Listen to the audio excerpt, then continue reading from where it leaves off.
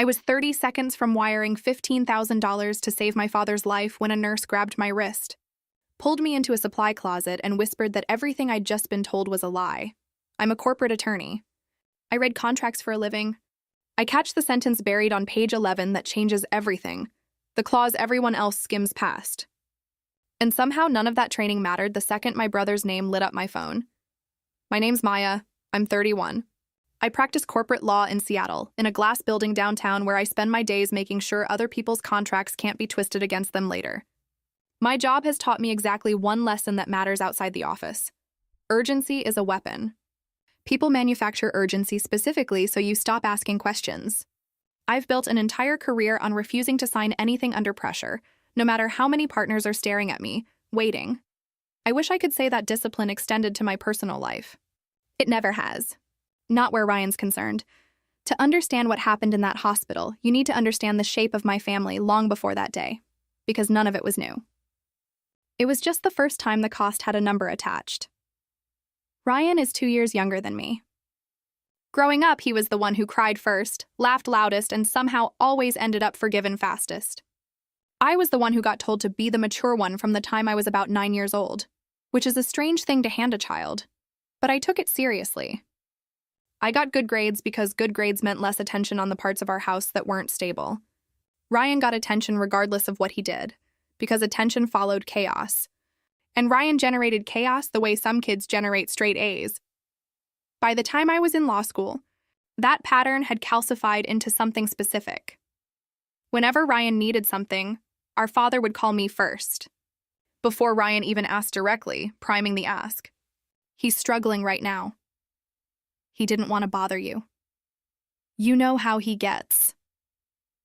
I heard that phrase, you know how he gets, probably 200 times over a decade, always right before I opened my banking app. I want to be honest about something, because it matters for what comes later. I let this happen. Not because I was naive, but because being needed felt like the only currency I had left in that family. I paid off Ryan's car twice. I covered 3 months of his rent after his restaurant, a burger place he'd sunk his savings and mine into, collapsed under supplier debt he hadn't disclosed to me before I invested. I wrote him a loan for $18,000 2 years ago, with an actual repayment agreement, because by then I'd learned that handshake promises from Ryan evaporated the moment the money cleared. He signed it. He made 2 payments. Then the payments stopped, and every time I brought it up, our father would ask me gently not to make things harder for Ryan than they already were. I told myself that was love. Looking back, it was something closer to a toll I paid to keep being allowed. To care about my own family without conflict. None of that history prepared me for what Ryan actually did on a random Tuesday afternoon in March, because everything before that day had cost me money. This was the first time it nearly cost me my judgment entirely. I was mid-negotiation on an acquisition when my phone lit up with Ryan's name. I almost let it go to voicemail. I didn't. Dad's in the ER, he said, and his voice was doing something I'd never heard before, cracking in a way that sounded involuntary, not performed. They need $15,000 before they'll operate. Maya, send it now. My chair hit the wall behind me. That's how fast I stood up. Dad had never mentioned chest pain. Never mentioned any condition at all. Not to me. Not in the family group chat. Not in the biannual physicals he always joked about dreading. But fear doesn't care what you know. It just wants you moving. Why isn't Dad calling me himself? I asked, grabbing my coat with my free hand. They sedated him, Ryan said. There's no time for this, Maya. I want you to notice something. Because it's the only reason I'm telling you this story from where I am now instead of somewhere much worse. I asked one question. And then I did something Ryan absolutely did not expect me to do. I left an unsigned acquisition agreement open on my desk. I grabbed my coat. And I did not transfer the money. Years of reviewing fraudulent contracts had taught me that urgency is very often used to silence judgment, specifically at the moment judgment is most needed. If the emergency was real, the hospital would have documentation, a bed number, an attending physician's name, something. I could verify all of that in person faster than a wire transfer even clears. So I drove instead of paying. I need you to sit with what happens next for a second, because this is the part people keep telling me they had to pause and rewatch. When I got to the hospital, a nurse intercepted me before I'd even reached the front desk. She glanced past my shoulder, like she was checking who might be watching. And then she did something that should have terrified me and instead snapped me into total focus. She took my wrist and pulled me into a supply closet. "Stay quiet," she whispered, pressing a finger to her lips. "You need to hear what they're planning." I stood there, pressed between shelves of gauze and IV bags, my heart going harder than it had in the car, and through the narrow gap where the door didn't quite latch. I watched my brother walk into our father's room, laughing, and there was our father, supposedly sedated, supposedly minutes from emergency surgery, sitting upright in the bed, no IV in his arm, no pain on his face, just waiting, the way an actor waits for a cue. Outside the door, I heard my brother's voice again, low and pleased with itself. And it's the sentence I still hear sometimes when I can't sleep. "She'll pay," Ryan told someone. "Maya always pays when Dad's involved." I opened the voice recorder on my phone, dimmed the screen so the light wouldn't give me away, and held it close to the gap. A second man answered him. Calm, clinical, the kind of voice that's used to being obeyed without question. "Your sister's a corporate attorney. She'll examine the paperwork." "Not if she thinks Dad could die," Ryan shot back. "She'll see the hospital logo, the room, the emergency language. After that, she stops thinking like a lawyer and starts thinking like a daughter." The nurse, her name tag read Priya, leaned close to my ear. "Your father was admitted for routine observation," she breathed. "There is no surgery scheduled." There never was. And that's when I understood the second man's voice belonged to someone I'd smiled at in the hallway. Not 20 minutes earlier, my father's own attending. "Physician," Ryan kept talking, and every sentence out of his mouth landed like a stone dropping into very cold water. "Once she signs the financial guarantee, she'll transfer the money to the account on the invoice. By the time billing catches it, you'll have already pulled the temporary order. And the money will be gone," the doctor finished. Priya silently mouthed his name. Dr. Reyes. I stood frozen in that closet, doing math I hadn't let myself do in years. The car payments. The restaurant rent. The $18,000 loan with 2 payments and then silence. Every single time, our father had asked me not to embarrass Ryan by demanding accountability, as if accountability were the cruelty, not the debt. "I saw Dr. Reyes create an urgent procedure order in your father's chart," Priya whispered. When I questioned it, he deleted it. "The system should still record it happened. Did you hear them discuss the payment specifically?" I asked, my voice steadier than I felt. "Enough to know you cannot sign anything out there." Then my father spoke for the first time. And what he said told me he wasn't entirely innocent in this. But he also wasn't nearly as guilty as the 2 men actually running it. "I still don't understand why there's a payment form," Dad said. And he sounded genuinely confused, not performing. "Hospitals need paperwork," Ryan told him smoothly. "Maya will refuse it at first and then will explain it was only a test." "That's not what you told me," Dad said, an edge creeping into his voice. "Nothing's going to happen," Ryan snapped. Dr. Reyes stayed silent through that exchange, and the silence told me everything I needed to know. My father had agreed to fake a health scare. He had not agreed to a theft. Those are not the same lie, and it mattered later that I could tell the difference. Then Ryan's phone rang. I heard him answer, hissing into it, "I'll have the 15,000 today. Give me until 5. When the call ended, Dr. Reyes asked who that was. "Someone who invested in my restaurant," Ryan said. "Investors don't usually threaten people in hospital hallways," Dr. Reyes replied. And there was something almost bored in how he said it. Like he'd heard this exact conversation before, with someone else. "He'll disappear once Maya pays," Ryan said. Their partnership suddenly made complete, sickening sense. 2 desperate men who each believed the other one wouldn't dare turn on them. My brother needed money fast enough to cover a debt that had teeth. Dr. Reyes needed money quietly enough to bury a professional complaint before it became a formal one. And I was the connective tissue between both problems, the safe target, the one who'd pay first and ask questions after, because that's the role I'd occupied in this family for over a decade. I was still absorbing that when my father did something that changed the entire shape of what happened next. "Ryan," Dad said, and this time his voice had gone firm in a way I hadn't heard from him in years. "Give me my phone." I'm calling Maya and ending this. Hearing my brother's actual name, not the fear in his voice, not the performance, landed differently than anything else that afternoon. This was the version of Ryan I'd spent a decade rescuing from his own decisions. And now he was standing in a hospital room, using our father's supposed dying breath as leverage against me. Something in me went very, very still. Not panicked, still. The kind of stillness I recognized from closing arguments. When the case stops being about emotion and starts being about sequence. This is where the story stops being about a family misunderstanding and becomes something else entirely.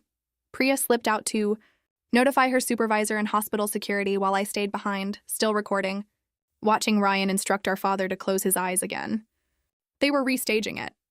For me, specifically. A compliance director named Diane arrived a few minutes later with 2 security officers waiting just out of sight down the hall. She asked me to stay hidden until they'd secured the hospital's digital records, in case Dr. Reyes tried to alter anything further while there was still time. Through the gap, I watched Dr. Reyes holding a tablet while Ryan carried a clipboard with the hospital's logo printed across the top, like a costume piece for a role he'd clearly rehearsed. I walked in like I'd just arrived. Ryan's whole face rearranged itself in under a second. Maya, thank God. Dad's getting worse. We need your signature and the transfer right now. Dad lay still, eyes closed. Dr. Reyes stood beside a monitor displaying completely normal vitals. No surgical team anywhere near the room. No transport equipment. No real emergency, none of it, anywhere I looked. What procedure does he need? I asked. Ryan pushed the clipboard closer to me. There's no time for details. What's the diagnosis?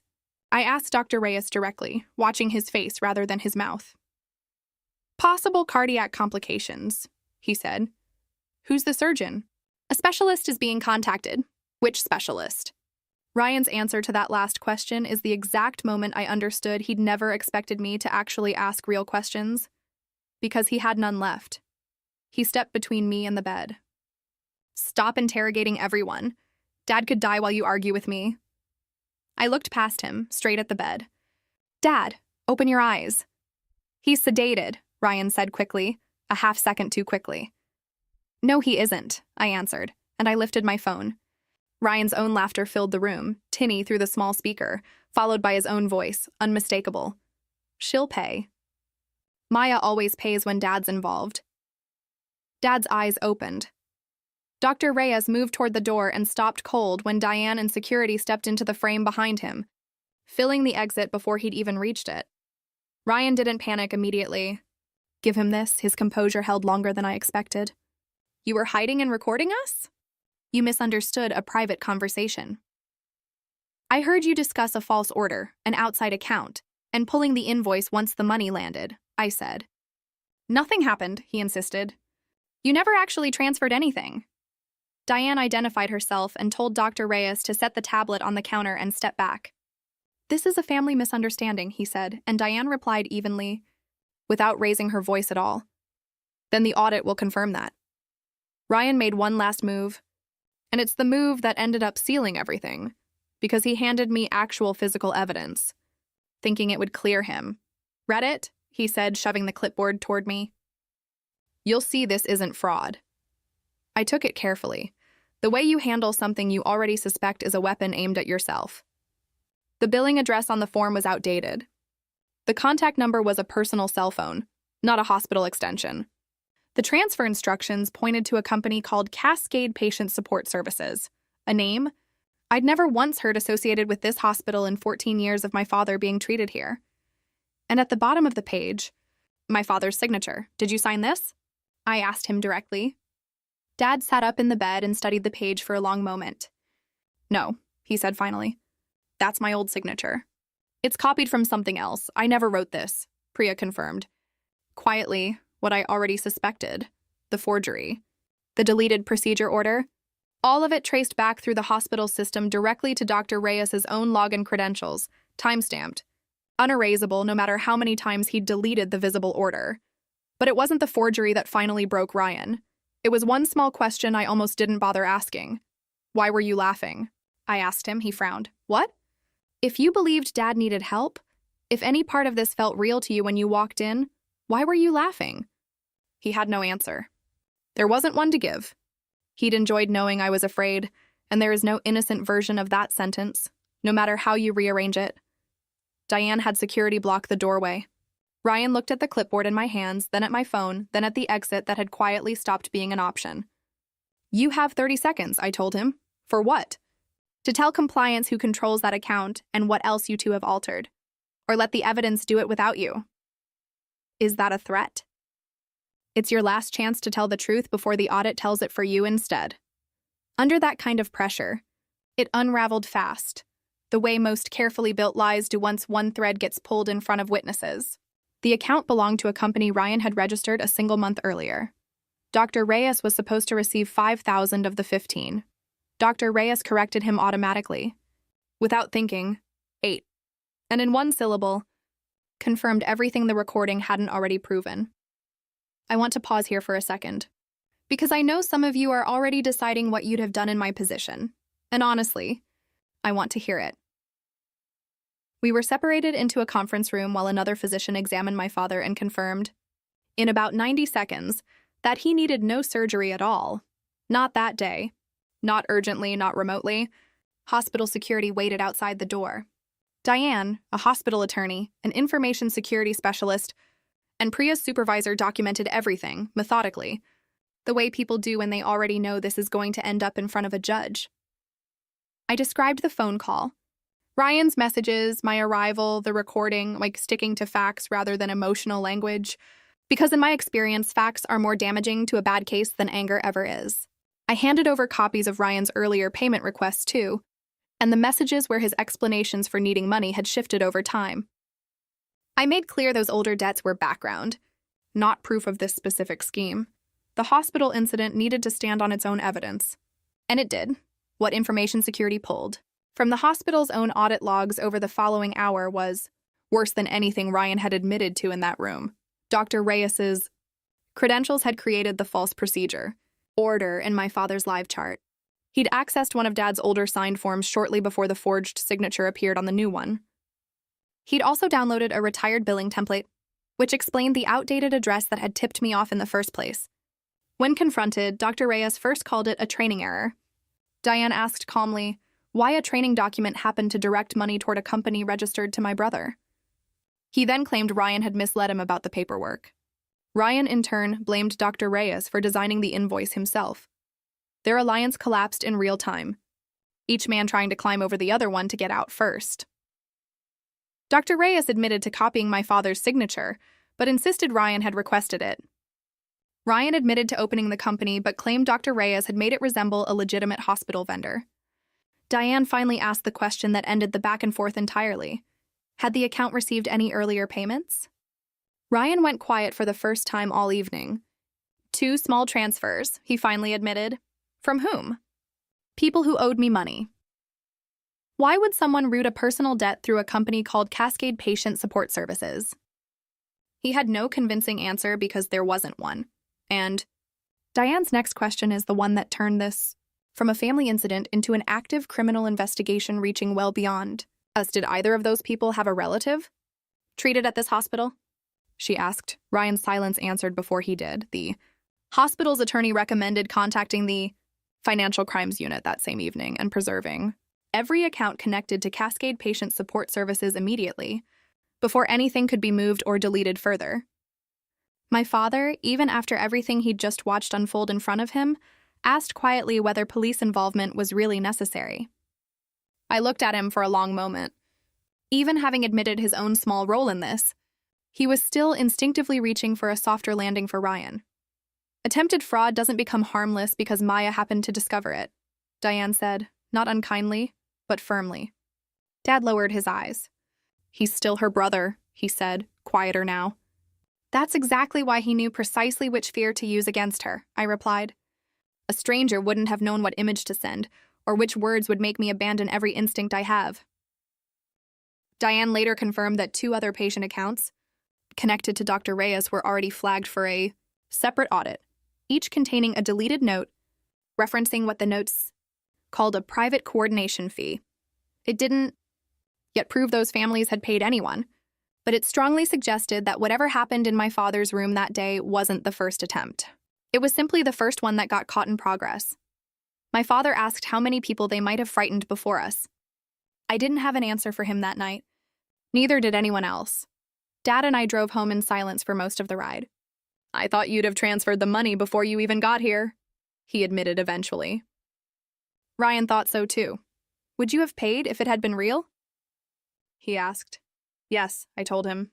"That makes it worse," he said, staring out the window. And he was right, in a way that took me a while to fully sit with. Ryan hadn't needed to trick me into helping. I'd have helped either way. No forged signature required. He tricked me because asking honestly would have meant accepting my terms, my limits, my questions. And some part of him needed to prove he could still make me come running on command, without conditions, the way I always had before. The investigation stretched on for nearly 5 months. Cascade Patient Support Services, it turned out, had received 3 earlier transfers totaling more than $11,000 from 2 other families entirely unconnected to us. Each told some version of the same lie, that a private deposit would speed up care for someone they loved who was frightened and in pain. Neither payment had ever actually reached the hospital. Dr. Reyes had created temporary notes in those patients' files too, and Ryan had presented himself to those families as some kind of independent financial coordinator, a role that existed nowhere on any hospital directory. One family had paid after being told a delay could cost their elderly father access to a specialist entirely. Another believed the money covered equipment that wasn't included under ordinary insurance. Our fake emergency wasn't their first run at this. It was simply the first time someone in the room happened to be a lawyer who knew exactly what a forged document looks like up close. Prosecutors eventually charged Ryan with attempted fraud, forgery, and conspiracy, along with charges tied to those earlier payments once investigators connected the dots. Dr. Reyes faced similar charges, compounded by the fact that he'd used his professional medical access to target multiple patients rather than a single desperate family. The hospital terminated him outright. The state medical board later suspended, and then permanently revoked, his license after uncovering a prior, unrelated complaint involving falsified treatment notes, the exact kind of history that made his desperation in our case suddenly make a lot more sense. He'd been trying to bury one problem by manufacturing a much bigger one. Messages recovered from Ryan's phone removed any remaining ambiguity about what he'd actually intended. One read, "Maya's perfect because she has money and will never actually report family."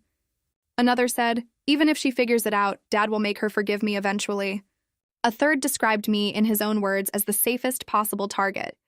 Because, and I'm paraphrasing only slightly, I needed to believe I was the one protecting everyone. Before I tell you where things landed, if this story is hitting you the way it hit me living through it in real time, this is really the part I want to know your honest reaction to. When my father read those messages, he sat silent for a long time. "He was counting on me," he finally said. "Yes," I told him. He believed I'd help him avoid accountability because that's what we spent years teaching him he could count on. Dad pressed the papers flat against the table in front of him. "I thought keeping the family together was my responsibility," he said. "Keeping people close isn't the same as keeping them honest," I answered. "I see that now," he said. "Seeing it is the easy part. Changing the pattern will take a lot longer."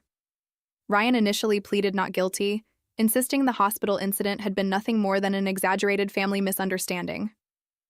That defense became impossible to sustain once investigators recovered his full message history with Dr. Reyes, along with testimony from the 2 earlier families.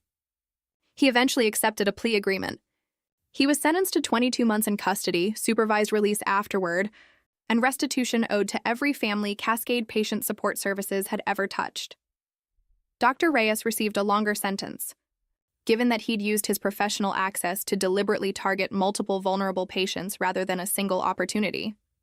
There was no dramatic courtroom moment, no raised voices, nothing that would make for a satisfying movie scene, just Ryan quietly admitting under a judge's questioning that he'd known exactly which fear he was using, and that no one had forced his hand. When the judge asked whether he understood the scheme depended entirely on frightening families into compliance, his voice dropped before he finally answered yes. He looked toward me across the courtroom while he said it. I didn't smile and I didn't turn away either. I wanted him to see that I was present without confusing my presence with rescue, the way I always had before. After sentencing, his attorney handed me a letter. Ryan apologized for using our father's health as a weapon and for forging his signature. He admitted he'd spent years interpreting my success as some kind of quiet accusation against him. But near the very end, he wrote that I could have prevented this whole thing from ever becoming public in the first place, as if the exposure, and not the scheme itself, was the actual injury. I didn't respond. An apology that still finds a way to blame the person it's addressed to isn't an apology.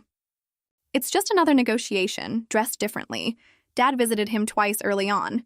After the first visit, he told me Ryan had spent most of the conversation describing his sentence as unfair. During the second, Ryan apparently asked why Dad hadn't convinced me to pay for a private attorney on his behalf. "What did you say to that?" I asked. "I told him your money was never the family's emergency fund," Dad said. The answer surprised me, honestly, because for most of my adult life, my financial stability had quietly functioned as exactly that, a shared resource nobody ever formally asked permission to draw from. Dad added something else that day, something I didn't expect to matter as much as it did. He asked why I'd changed, Dad said. I told him the truth changed me. He started counseling not long after. He stopped asking me to forgive Ryan on some unspoken schedule that always seemed to favor everyone but me. When he missed me, he started saying so directly instead of engineering a situation designed to make me feel guilty into showing up. He added a second independent emergency contact to his medical file, so I would never again be the only person standing between a phone call and a decision of that size. He also signed a directive requiring independent confirmation before any large medical payment could ever be authorized on his behalf again. A small, practical safeguard that told me more about how seriously he was taking this than any apology could have. I changed too, in ways that took longer to notice. I stopped answering every family request the second it arrived. I stopped offering money before I fully understood the actual problem behind the ask. At work, I admitted to myself quietly that being the dependable one had become an identity I was genuinely afraid to lose. That some part of me believed saying no would make me selfish, or worse, unnecessary to the people I loved. Boundaries didn't make me less generous once I actually set them. They made generosity a choice again, instead of a reflex someone else could reliably pull like a lever whenever they needed something. 6 months after that afternoon in the hospital, I went back to my father's house for dinner for the first time since everything happened. A childhood photograph of Ryan and me still sat on the shelf by the window, the two of us smiling beside a lake somewhere, his arms slung across my shoulders, both of us maybe 10 and 12. Two kids who genuinely believed they'd always protect each other. I almost took it down, Dad admitted. Why didn't you? Because pretending the good years never happened would just be another kind of lie. I sat with that for a moment, because it was the first thing he'd said in months that didn't sound like an apology dressed up as an explanation. The memories are real, I told him. They just don't erase what came after. Do you think you'll ever trust him again? He asked. I don't know, I said, honestly. Do you still consider him your brother? I looked at the photograph for a long moment before answering. He's my brother by birth, I said. Whether he becomes someone I actually let back into my life again depends entirely on what he does, once there's no one left standing there to rescue him. Before I left that night, Dad handed me copies of his updated medical and financial directives. Any large payment now required independent, third-party confirmation before it could move at all. I never want anyone to use my health against you again, he said. Including me. Thank you, I told him. It wasn't complete forgiveness, but it was real, visible evidence of change, and after everything, that mattered more to me than an apology ever could have. Outside, my phone rang. The correctional facility's number appeared on the screen. Ryan had tried reaching me a handful of times before this, and I'd let every previous call end unanswered. This time, I let it ring once more, and then I picked up. What he said in that call is the closest thing to real accountability I ever heard from him, and it's the reason I'm telling you this story instead of just letting it stay private. Maya, he said. His voice sounded smaller than I remembered it. I read my letter again. The last part was wrong. You didn't make this public. I did, the moment I decided to use Dad to take your money. Yes, I said. I kept thinking that if you'd just stayed quiet, I'd still have my life, he admitted. You mean you'd still have access to other people's trust? I said. He didn't argue with that. Is there anything I can do? He asked. Tell the complete truth about the other families, I said. Pay restitution when you're able to. Stop using dad as a way to reach me. And understand that none of those things purchases a relationship back. Then how do I get my sister back? He asked. You don't get me back as a reward, I told him. You become someone safe enough to actually know again. And then I decide. Not before. He was quiet for a long moment. I don't know how to do that, he finally said. Then for once, I told him, figure something out without making someone else pay for it. Before the call ended, Ryan said he was sorry. This time there was no excuse folded in after it, and no request for forgiveness attached to the end of the sentence like a closing argument. I heard you, I told him. I didn't promise another call. I still haven't decided whether there will be one. Ryan had believed, for most of his life, that my love could be measured by how quickly I paid, how much damage I quietly absorbed, and how easily I eventually forgave. He was wrong about all three. Love without honesty isn't loyalty. It's just surrender wearing a nicer word. Before I go, if you made it this far, I really do want to hear where you land on this one. The consequence Ryan feared most, in the end, wasn't that I'd destroyed his life. It was that I'd finally let his own choices reach him without stepping in between. Whether he changes from here is entirely his responsibility now. Whether I ever forgive him is entirely mine, and honestly, that's the only kind of boundary that ever actually held.